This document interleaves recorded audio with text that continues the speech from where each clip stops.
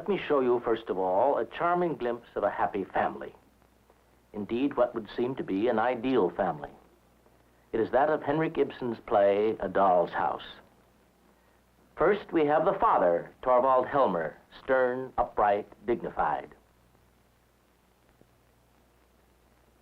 Next, his wife, Nora, demure, pretty, utterly charming. Then Hans, an 8-year-old boy.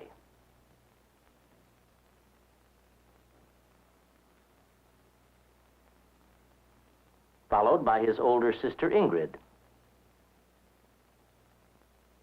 And last of all, Emmy, a cute little 6-year-old. A typical, solid Norwegian family of the 1880s. They look pretty dull, don't they? Respectable, rather stodgy and uninteresting. Can a play about such people possibly have meaning for us today? I think it can. In fact, what Ibsen had to say about this family is as compelling today as it was when he wrote it almost 100 years ago. And that is one of the reasons we are going to costume A Doll's House in modern dress. Let us have these solid Norwegians of a bygone era leave the stage, then, to be replaced by their counterparts in a modern American house, in a modern American suburb. Where do you want the tree, Mrs. Helmer? Oh, put it in that room, Chris. The children mustn't see it until it's decorated. Okay, Mrs. Helmer.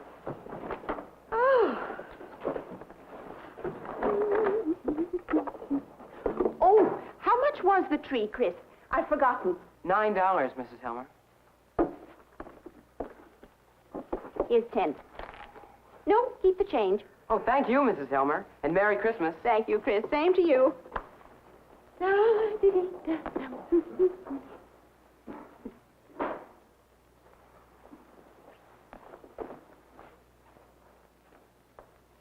Yes, he's back. La la la la la la la la la la la la la. Yes. Is that my little kitten frisking about? Yes, it is. Then when my little kitten get home? Just this minute. Tor. Come and see what I bought. Oh, I'm busy now, darling. Don't disturb me.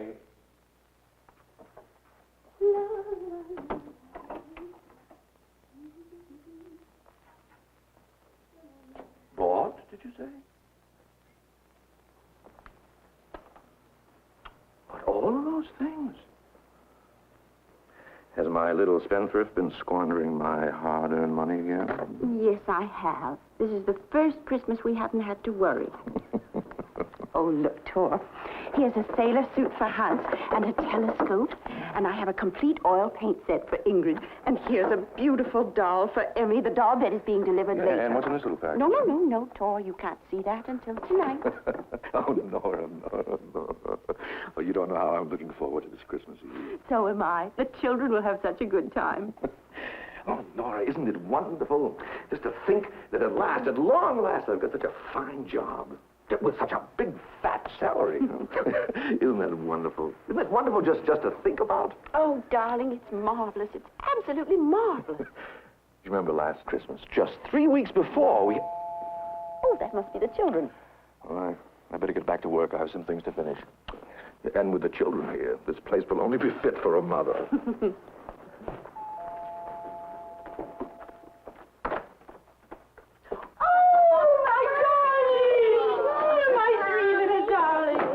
Playing in the snow. You were playing in the snow? Oh, let me take her, Anne. Oh, but fun. Oh, I'm sure it was. Oh, we'll dance Dance around. with me, Oh, dance with me. right, I'll dance with you, too. We threw snowballs at Anne. You snowballs? But we didn't hear them. I'm sure you didn't.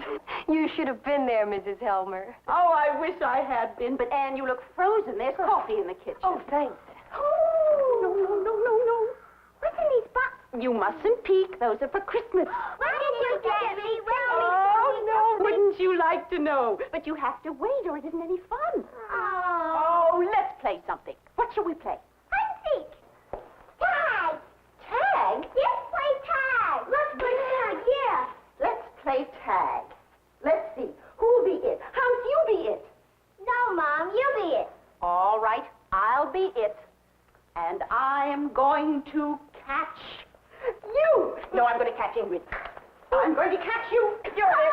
You're it. And I'm going to catch Hans. Ingrid, Hans, watch out. She's going to catch you. He's getting away from you. Run. Run. Did he catch the sheep? Oh! Hans is running. Oh, he's going to catch Emmy. Emmy, run. Emmy, Emmy, run. Oh, and Emmy got me, and we're all exhausted. Tired. Three darling children, a charming, affectionate wife and mother, a handsome father and husband with a marvelous new job. In short, the happy family life of the idealist's dream. What more could you ask for on Christmas Eve? But let's skip ahead for a moment. How does the play end? With the sound of the front door, slammed in no uncertain terms. Someone has walked out. Let's go back and see who it was. Nora, you'll never think of me. Of course I'll think of you. Often. Of you and the children and this house. May I write to you? No, you mustn't, please. Would you let me send you? No, nothing. Would you let me help you, Nora? No. I can't accept anything from a stranger. Must I always be a stranger to you? I'm afraid so. Unless something were to happen. The most wonderful thing of all. What do you mean? Unless we were both to change so that... Oh, Tor, I no longer believe in miracles. Yes, but tell me. Let me believe. Unless we were both to change so that... So that our life together might really be a marriage. Goodbye, Tor. Nora! And there you have it. The charming, affectionate wife and mother walks out and slams the door. That scene was first played on the stage of the Royal Theatre, Copenhagen, on December 21st, 1879, and it made theatrical history. That slammed door, as one critic put it, reverberated across the rooftops of the world. Why? What was so extraordinary about it? As a partial answer to that question, let us consider another stage wife, one who lived some 300 years earlier than Nora, in Shakespeare's The Taming of the Shrew. And now, my wife, I charge thee. Tell these headstrong women what duty they do owe their lords and husbands. Thy husband is thy lord, thy life, thy keeper, thy head, thy sovereign, one that cares for thee, and for thy maintenance commits his body to painful labor, both by sea and land, to watch the night in storms, the day in cold, whilst thou liest warm at home, secure and safe, and craves no greater tribute at thy hand than love, fair looks, and true obedience, too little payment for so great a debt. I am ashamed that women are so simple, to offer war where they should kneel for peace. Why, there's a wench. Come on and kiss me, Kate. Thus, Catherine, the erstwhile shrew of Shakespeare's play, speaking of a wife's duties. Now let us hear Ibsen's Nora on the same subject. But, Nora, this is insane. Don't you realize you're betraying your most sacred duty? And what do you consider to be my most sacred duty? Do I have to tell you that? Your duty to me and to the children. I have another duty just as sacred as you put it. And what can that be? My duty to myself. My duty to myself. We cannot imagine Shakespeare's Catherine saying that, at least after she'd been tamed by Petruchio, her husband. Nor, for that matter, can we imagine the Nora of the first act of A Doll's House saying it. But say it she does in the third act, and much more besides. What happens, then, between that idyllic Christmas Eve of the first act and the door slam of the last to change Nora so drastically? To begin with, as we have learned, her life seemed perfect, a truly suburban dream. But even more than this, Nora has a wonderful secret, something she is deeply proud of. She has never told anyone this secret until an old school friend turns up out of the past. So you think I've had an easy life of it, Christine? Oh, Nora, darling, you've just been telling me all your little troubles. Those were nothing. I haven't told you the really important thing. Really important? What do you mean? So much has happened to you, Christine, since we left school. So many things that you can be proud of. But I have something to be proud of, too. I don't doubt it, Nora, but whatever do you mean?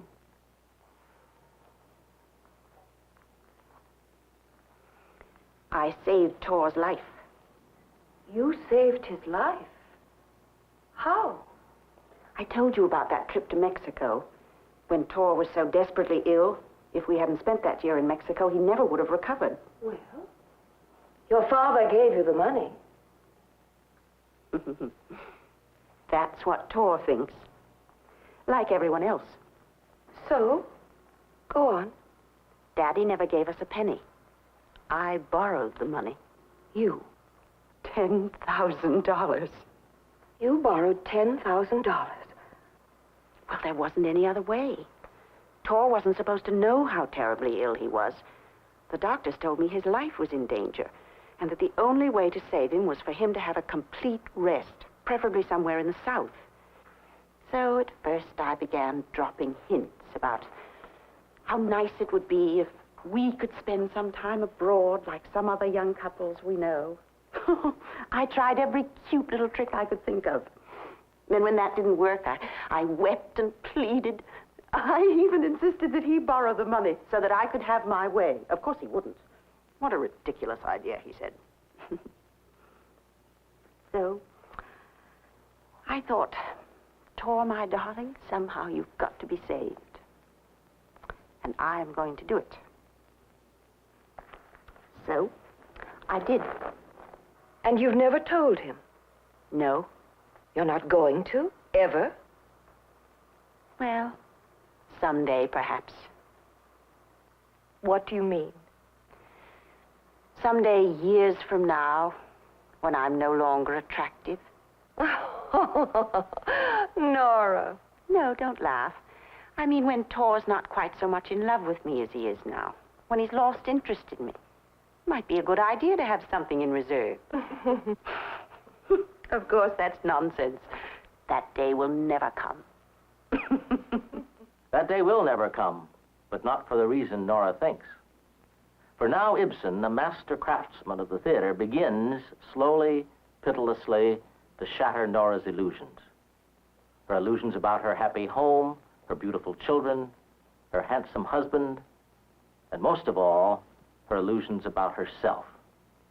La la la la la la la la dee, dum bum bum bum bum.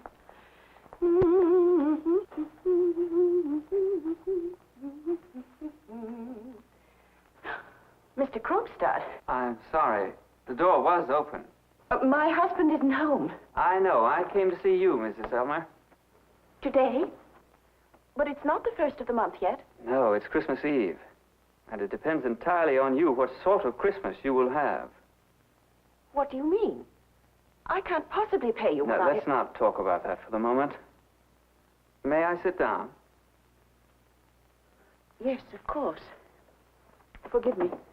Not at all. You have a moment to spare. Yes, I suppose so. It won't take but a moment. Mrs. Helmer, will you use your influence to help me? What do you mean? I want to keep my job at the bank. Who wants to take it away from you? Oh, come now, Mrs. Helmer. Don't try to pretend that you don't know your husband's going to fire me.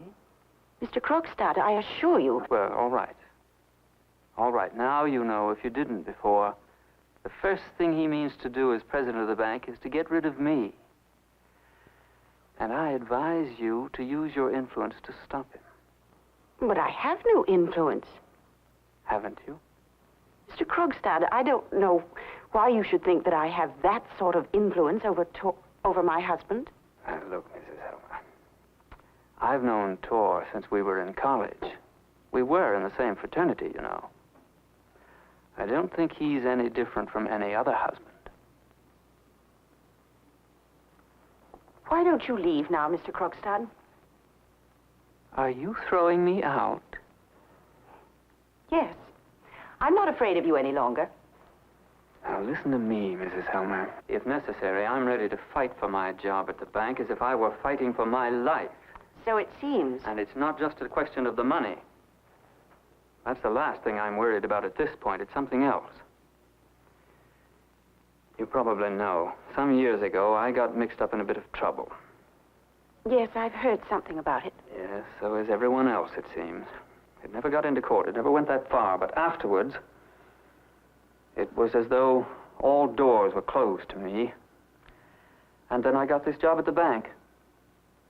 It's not much, as you know, but it was the first step up the ladder for me, and now Tor wants to kick me off the ladder again, back into the mud. Mr. Krogstad, believe me, I'm sorry, but I can't help you. Oh, you can't because you don't want to, but let's put it this way.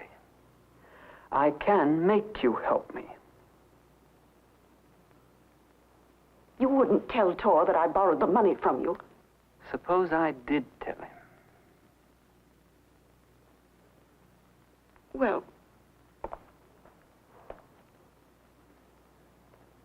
it would be terrible of you. That was my secret. That was something I did for him. Why should he have to find out about it in this ugly way? It would make things awfully unpleasant for me. Merely unpleasant, Mrs. Helmer? Krogstad's question, merely unpleasant, is a good one. For there is another layer to be stripped away here. Something else about Nora's closely guarded secret. Another of her illusions soon to be destroyed. Ibsen, unlike Chekhov, was a master of plot. Nora, it turns out, has been guilty of the same thing that has ruined Krogstad's life.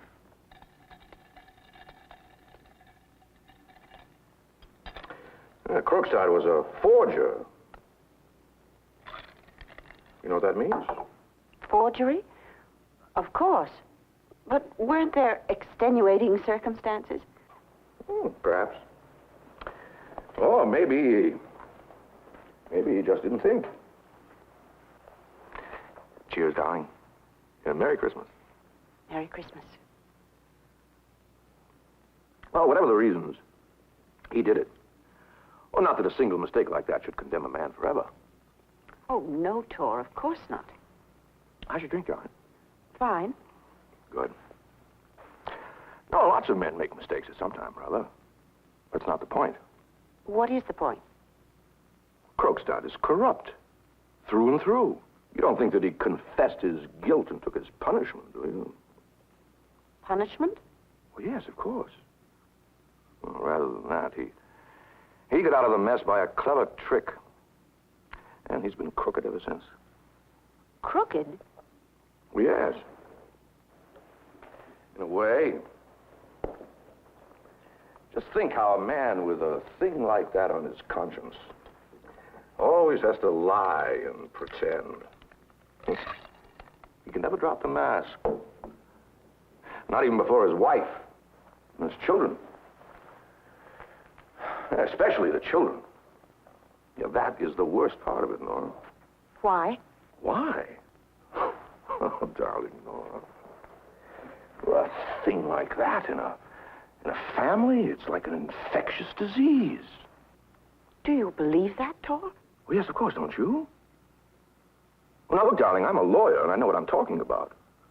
Well, practically all criminals, all juvenile delinquents, they come from homes where the mother especially is a shady character in some way or other. Why the mother especially?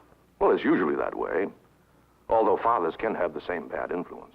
Now, every lawyer knows that. And yet there's Niels Krogstad. All these years, poisoning his own children with lies and pretense. No, darling, no, I just can't have that fellow in my bank. People like that, they disgust me. They literally make me sick. Do you understand? Yes.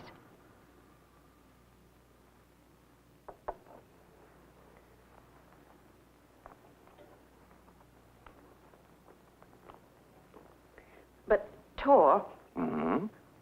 what if Krogstad did what he did, well, to save the life of one of his children, for example? Oh, Nora, Nora.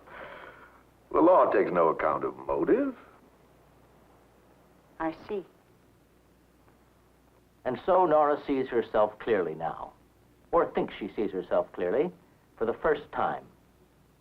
Is she nothing but an ignorant and silly woman, a dangerous mother even? Her doll's house dream is crumbling.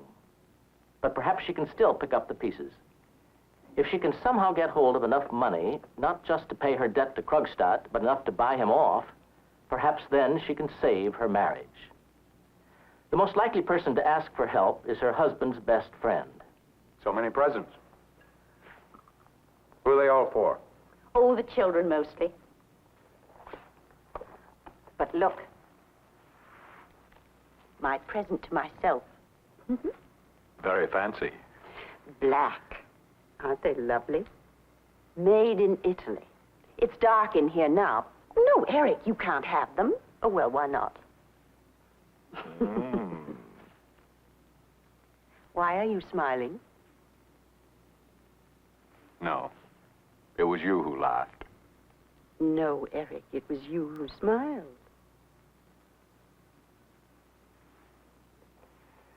And what other pretty things am I allowed to see? Not one other thing. You're too naughty. Shame on you. Nora, sitting here like this with you, I simply can't imagine whatever would have become of me if I hadn't known you and Tor. Yes, you like coming here. And we love having you. Eric, Yes? suppose I were to ask you... No. What? Well, to do a tremendous favor for me. Ask me, Nora. Anything. But you've no idea what it is. Then why don't you tell me? No, I can't. It's too much to ask. You do trust me, don't you? Oh, yes.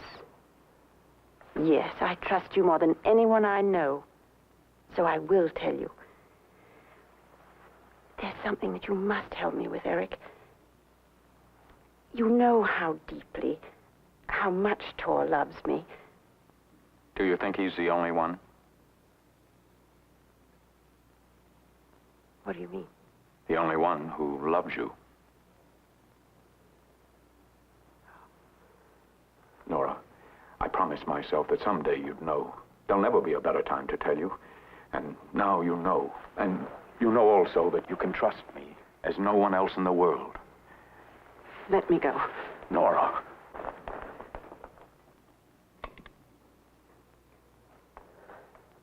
Eric, that was unforgivable of you. Unforgivable. I love you. Is that unforgivable? No, of course not. Well, at any rate, you know now I'll do anything for you. After this? Nora, tell me what it is you want me to do. No, I can't. I can't tell you anything now. Why? Why can't Nora tell him her secret now? The answer involves the destruction of another of her illusions. For years, Nora had been able to get virtually anything she wanted from her husband. And now, when she wanted something from her husband's best friend, she unconsciously fell into an old pattern. She became a seductive, charming, cute little girl. And the result? An unwanted, although certainly not an unprovoked, declaration of love. And so all of her cherished illusions about herself, her family, are shattered. All that is except one. There is one certainty she can still cling to, the certainty of her husband's love. Her husband, Nora is certain, will take the blame for the forgery on himself. But this she must prevent. She will kill herself rather than let him do this great thing for her sake. And so the secret is revealed, and this is what happens. Nora! Nora! Oh, Tor. What's the meaning of this? Do you know what's in this letter? Yes. Yes, I do know. Let me go. Do you mean it's true? It's true what he writes, but it can't be. It's impossible. Yes, it is true. Tor, I've loved you more than all the world. Come on now, love me with ridiculous nonsense. But, Tor... Do you realize what you've done? I won't have you suffer for this. I won't have you take the blame. Let me go. Stop this play acting. You're going to stay here and give an account of yourself. Do you understand what you've done? Answer me, do you understand it? I think I'm beginning to understand for the first time. Oh, God, what an awakening. After 8 years to discover that you, my wife, the mother of my children, are no better than a liar, a hypocrite. Or worse than that, you're a criminal. It's too incredible to even think of. You ruined my whole future at the bank. I'm completely in the power of this man. He can force me about, order me to do exactly as he pleases, and I won't even dare open my mouth. My entire career is to be wrecked. And all because of a lawless, silly woman. If I were no longer alive, you'd be free. No longer. Oh, yes. Yes, you're full of histrionics now. Well, even if you weren't alive, as you put it, what good would that do me? But none whatever. I might even be suspected of collusion. Well, people would say that I was behind it all, that I made you do it. And to think that I've done nothing but give you everything you wanted since the day of our marriage. Now do you understand what you've done for me? Yes. It's too incredible to even think of. Of course, we must find some way to silence this man. This whole thing must be hushed up at any cost. As far as we're concerned, there's to be no change in our way of life. In the eyes of the town, I mean. You'll go on living here as before, but you won't be allowed to bring up the children. I'll never trust them to you again. Oh, God, to have to say this to the woman I loved so much. So much. There can be nothing between us anymore. Nothing. We must save what we can from the ruins. We can save appearances, at least. Who can that be at this hour? You don't suppose that he... Nora, go into the other room.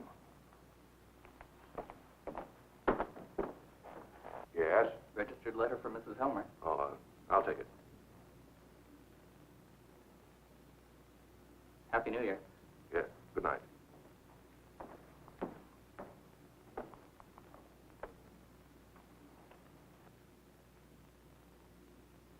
It's from Krogstad. For you. No, I'll open it myself.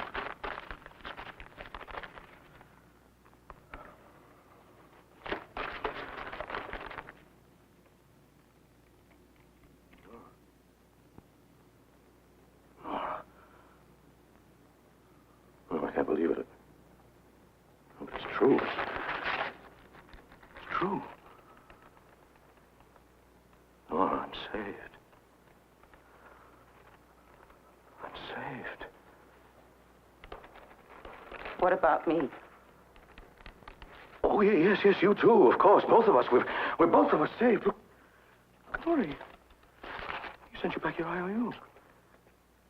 He says he's He's sorry for what he's done, and he apologizes. He's had a stroke of good luck, and he... Oh, what does it matter what he says? We're saved, Nora, saved. Nobody can touch us anymore. Oh, Nora, Nora. I'll just take... Oh. No, I won't even look at it. I'll pretend it was all right. There. Now it's over. It's all over.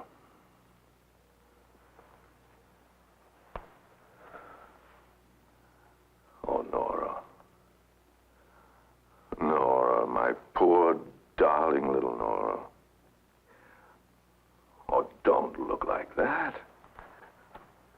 You mustn't worry now, Nora. I understand, and I forgive you. I swear I do, Nora. I've forgiven you everything. Well, you did what you did because you loved me. I see that now. Yes, that's true. You loved me as a wife should love a husband. You didn't realize what you were doing. You didn't know how wrong it was. But everything is all right now, darling. Just lean on me. Let me help you. I'm not a man for nothing. And try to forget those awful things I said to you just now. I was frantic. My whole world seemed to be tumbling around my ears. Believe me, Nora, I have forgiven you. Thank you for your forgiveness, Tor.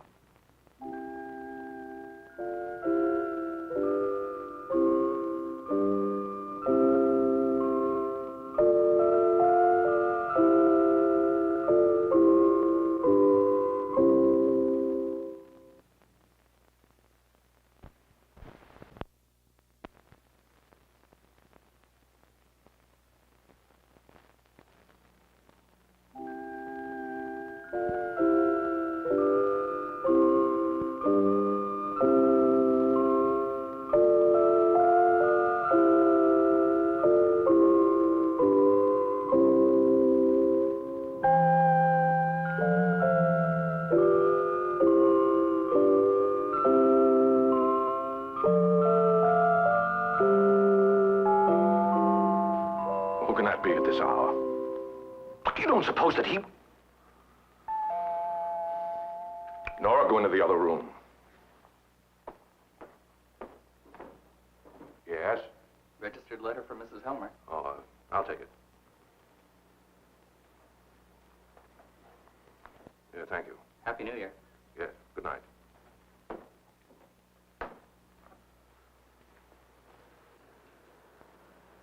It's from Krogstad. For you.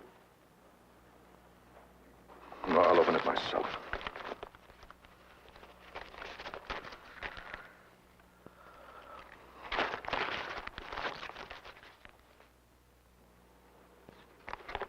Nora. Nora, No, I can't believe it. But it's true. It's true. Nora, you're saved. You're saved. That, you will remember, is one of the most crucial and dramatic moments in Henrik Ibsen's A Doll's House. But did you notice something odd about that scene? What about Torvald's last lines? You're saved. As a matter of fact, those lines are from Ibsen's first draft of the play. In the final version, Torvald says, Nora, I'm saved. I'm saved. What about me? Now why, in the last draft of the play, did Ibsen change Torvald's lines from "you are saved" to "I am saved"? In his journals, Ibsen wrote, In the first draft of a play, I feel that I know my characters as one knows people one has chatted with on a train. With the next draft, I know them as though after a few weeks of their company at a vacation resort. In the last draft, I know them from long and close association. They will not surprise me. I will always see them as I see them now. Ibsen and Chekhov had much in common. Both were innovators of the realistic drama. In the plays of each man, we feel that the characters have life stories behind them before they ever appear on the stage. It is this that contributes to the intense reality of Ibsen's plays. His characters are always, so to speak, in character.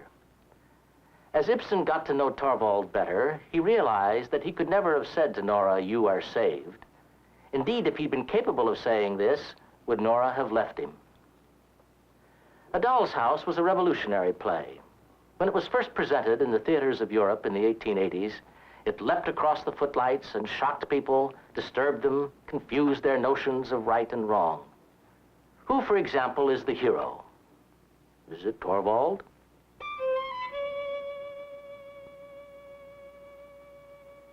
And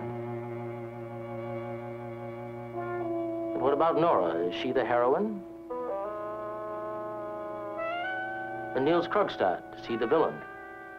Before Ibsen, every well-made play had to have sharply delineated central characters who lived on the highest plane of morality, whose motivations were never base or ignoble. And the villain, of course, was the villain. In A Doll's House, it is true, Torvald's actions can be defended as those of a model husband and father, a businessman of impeccable honesty. He is, as he says, literally sickened by dishonesty. And yet, what is the underlying reason for his firing of Niels Krogstad? Nora, you know, there's another reason I have to fire Krogstad. What's that? Well, you know, in a pinch, I might have overlooked his past. I'm sure you could, Tor. Well, I'm told he's not bad at his job, either. But, well, as you know, we knew each other rather well when we were younger. Yeah, it was one of those college friendships that prove embarrassing in later life. And we were once pretty close. But now, in this completely tactless way, he thinks he has every right to treat me as a perfect equal. Especially when other people are present. Every time he opens his mouth, it's Tor this and Tor old buddy that. It's extremely irritating. Well, he'd make my position at the bank impossible. Tor, surely you can't be serious. Hmm? Hmm? Why not? Well, it's all so petty.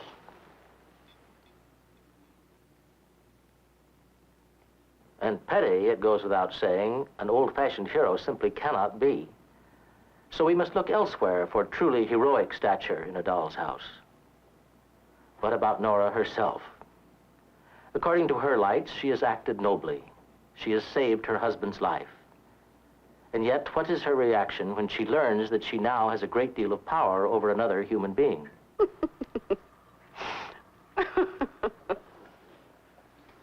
What are you laughing at? Oh, not at you, Eric. Something quite different.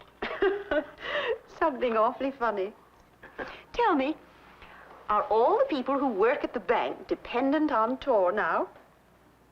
Is that what you find so awfully funny? Never mind. Never mind.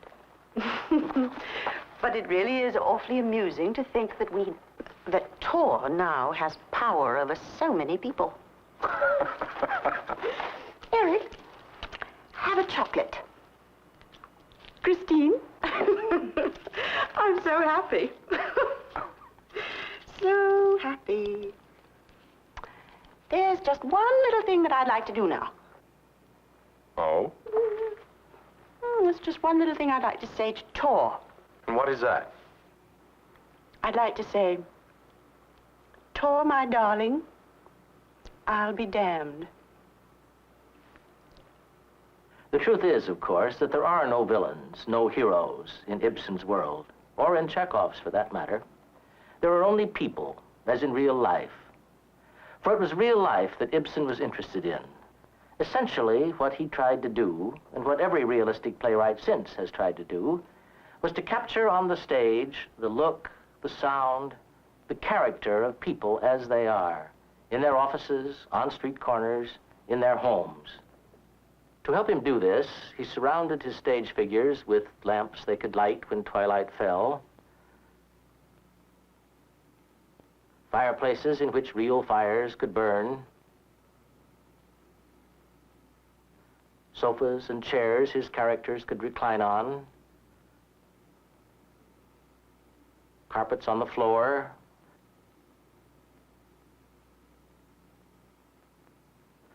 doors they could slam as Nora did, and outside the window, beyond the real Christmas tree, with real presents beneath it, snow falling in the garden on cue. These things are commonplace in stage productions now. In fact, literal realism of this kind is rather old-fashioned. But more important, it was the least profound part of the revolution of which Ibsen was a leader. The really startling change wrought by him in the theater was heralded by a deceptively simple line of dialogue. Now, Tor, sit down. We have a lot to talk about. And now, Tor, sit down. We have a lot to talk about. Not a particularly brilliant line, but in the context Ibsen placed it, the last 10 minutes or so of A Doll's House, it announced a new order of playwriting, a new school of dramatic art. Bernard Shaw, a great admirer of Ibsen, put it this way. Before Ibsen, every well-made play consisted of Act 1, exposition, Act 2, the situation, Act 3, the unraveling. After Ibsen, the structure became Act 1, exposition, Act 2, the situation, Act 3, discussion. Act 3, discussion. Does that sound dull? It can be, of course, in the hands of a mediocre playwright, but in Ibsen's plays, the discussion reaches a high dramatic level. The drama emerges from a conflict of ideas, a serious confrontation between human beings, not between hero and villain. In Ibsen's plays, you will remember, there are no such animals. And in the same way, there is no simple presentation of right and wrong. As Ibsen himself said, a dramatist's business is not to answer questions, but merely to ask them. well then, what are the questions that Ibsen raises in A Doll's House? What is its theme? Is it a play about women's rights? A piece of propaganda for or against the emancipation of women? Here is a short scene from the earlier version of the play. But, Christine, what does it really mean, being guilty? It seems to me that the law is unjust. It's easy to see that it was made by men. Ah, so you've started taking up the question of women's rights? Women's rights? No, that doesn't worry me in the least. Now, that scene was, as I said, from an earlier version of A Doll's House. And Ibsen cut it, I feel certain, because he did not wish to identify his theme with such a specific topical subject as the emancipation of women. What is the theme, then, of A Doll's House? I think we can find a clue to one of the themes in these lines. But, Nora, I don't understand you. That's just it. You've never understood me. Neither you nor my father have ever understood me. But what are you talking about? The two people who loved you more than anyone in the world? No, you never loved me. You only thought how nice it was to be in love with me.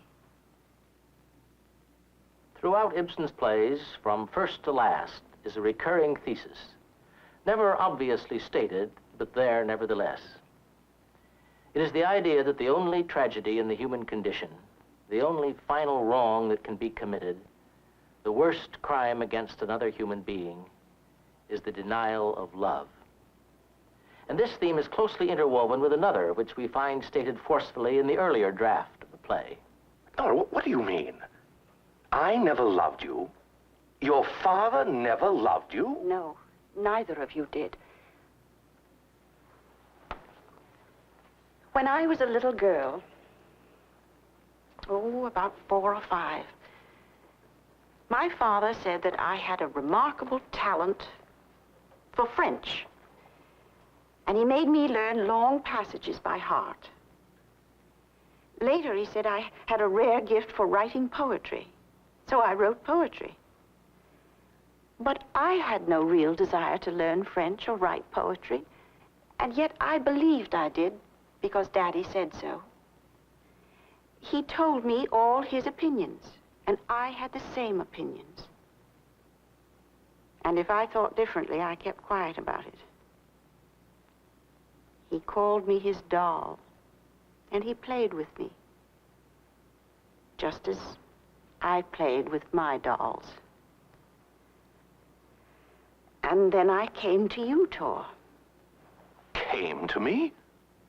What kind of way is that to talk about marriage? What I mean is, I went out of Daddy's hands into yours. You didn't like French and you didn't like poetry, but you liked music and the theater. And so I developed the same tastes. Or I pretended I did. I don't really know which.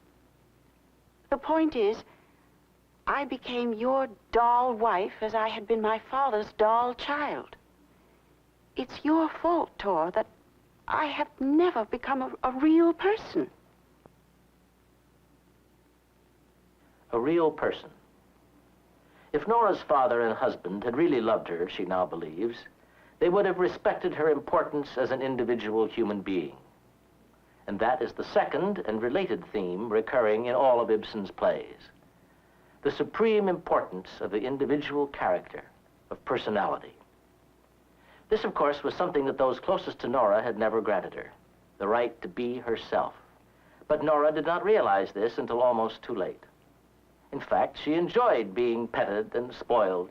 She enjoyed her doll's house existence until, as we saw in the first film, her illusions were destroyed and she came face to face with herself. A doll's house, even today, can be a disturbing experience on the stage. It doesn't soothe the audience. It's not a play for tired businessmen. It gives us an unvarnished glimpse, really, of ourselves. Other playwrights before Ibsen had shown us ourselves on the stage, but there was a difference. Bernard Shaw put it this way. When Ibsen began to make plays, the art of the dramatist had shrunk into the art of contriving an unusual situation. Ibsen saw that, on the contrary, the more familiar the situation, the more interesting the play. Shakespeare had put ourselves on the stage, but not our situations. Ibsen supplied the want left by Shakespeare. He gives us not only ourselves, but ourselves in our own situations. The things that happen to his stage figures are things that happen to us. And what happens to Nora, and thus to us, is a shattering experience. To realize just how shattering it is, we must recall momentarily the charming wife and mother of the first act. Isn't it wonderful to think that at last I've got such a fine job, huh? With such a big, fat salary. Isn't that wonderful? Just to think about, huh? Oh, it's marvelous, darling. It's absolutely marvelous. Do you remember last Christmas? Just 3 weeks before, we... Oh, there must be the children. Oh, I'd better get back to work. I have some things to finish up. And with the children here, this place will only be fit for a mother.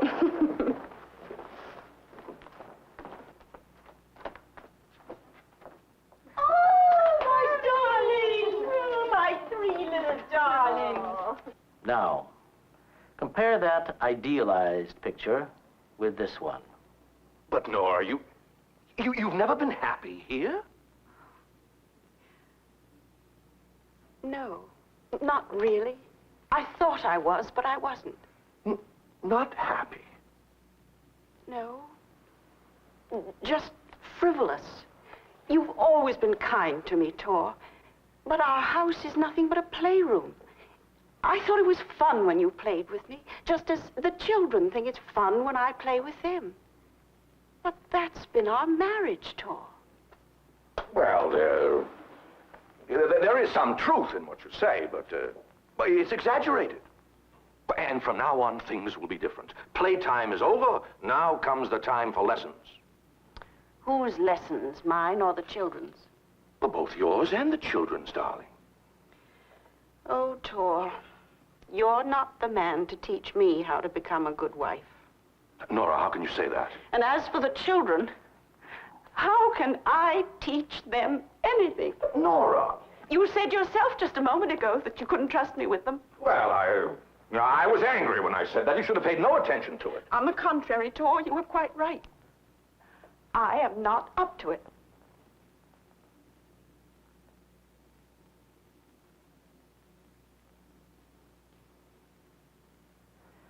I am not up to it.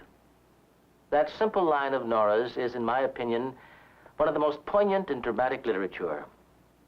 Here is a human being, she might be, for all her intense reality, our next-door neighbor, who has been forced to look at herself, and she finds nothing about herself to like or admire.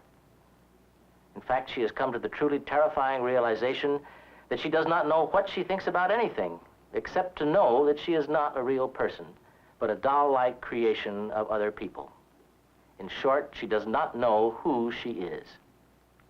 And so, with all her illusions about herself destroyed, she must now try to become someone, no matter what the cost. But Nora, this is insane. What, to leave your home, your husband and your children? Nora, don't you realize that you're betraying your most sacred duty? What do you consider my most sacred duty? Do I have to tell you that? Your duty to me and to the children. I have another duty just as sacred as you put it. Then what can that be? My duty to myself. Your duty to... Look, Nora, first and foremost, you are a wife and a mother. I don't believe that anymore, Tor. I believe that before all else, I'm an individual. A human being just as you are. Or at least that I should try to become one. I know that most people would agree with you that my first duty is to you and the children.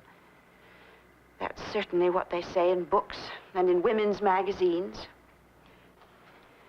But I can no longer be satisfied with what most people say or what they write in books. I have to think things out for myself. But Nora, well, surely your place in the home is obvious. Doesn't religion give you an answer to that? Religion? Tor, I don't even know what religion is. Nora, how can you say that? No, I know what the minister told me when I was confirmed. He said that religion was this, that, and the other thing. And I'm going to have to think about that. I have to find out whether what he taught me is right. Or whether it's right for me, at least. This is incredible. Well, if religion can't help you, surely you have a conscience. Have you no sense of morals? Of right and wrong? That's a very difficult question to answer. I don't know. I'm really confused. All I know is that your ideas about such things are very different from mine. I also know that the law is quite different from what I had imagined it to be. And I find it hard to believe that the law is right. Nora, you talk like a child. You have no understanding of the society you live in. Oh, that's just the point. I haven't, and I've got to get an understanding. I have to find out who is right, society or me.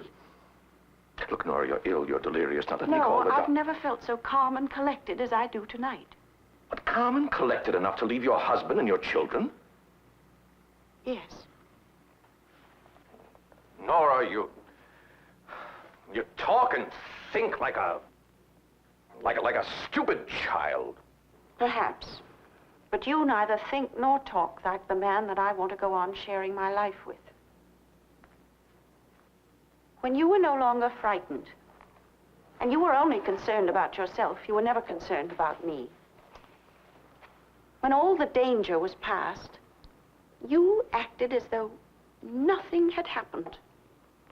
I was your little rabbit again, your little doll, exactly as before.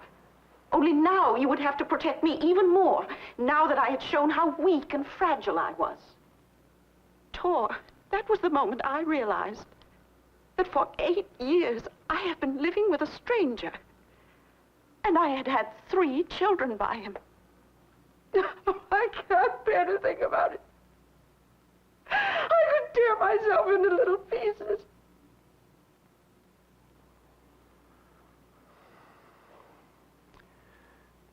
I see.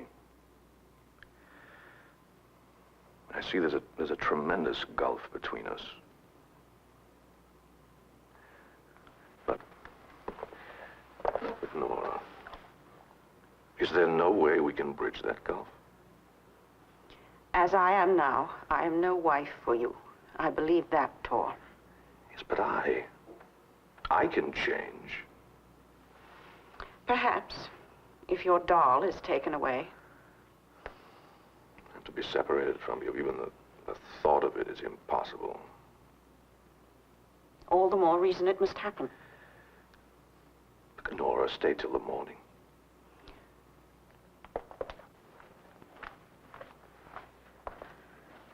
I can't spend another night here. I don't want to see the children.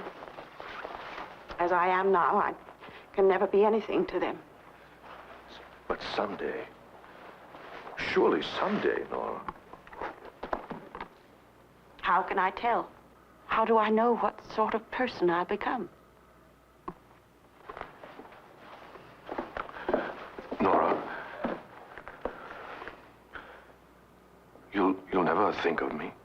Of course I'll think of you. Often. Of you and the children in this house. May I write to you? No, you mustn't, please. But you let me send you... No, nothing. Nora, you let me help you. No. I can't accept anything from a stranger. Must I always be a stranger to you? I'm afraid so. Unless something were to happen. The most wonderful thing of all. What do you mean? Unless we were both to change so that... Oh, Tor, I no longer believe in miracles. Well, tell me. Let me believe. Unless we were both to change so that... So that our life together might really be a marriage. Goodbye, Tor. Nora.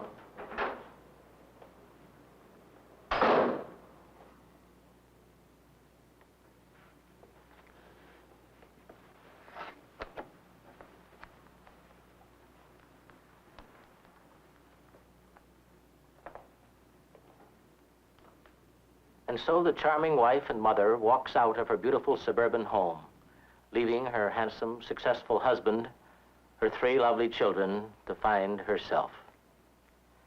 Was this a selfish decision on Nora's part? A silly one? Was she an unnatural mother? Or a fearless woman determined to become a human being? Does the ending shock you? Would you rather the play ended differently? Very well, here is another ending. Also, surprisingly enough, from Ibsen's pen. Goodbye, Tor. All right, Nora, goodbye. But before you leave, you're going to see the children for the last time. Oh, no, Tor, I can't see them. Oh, yes, you can. And you will.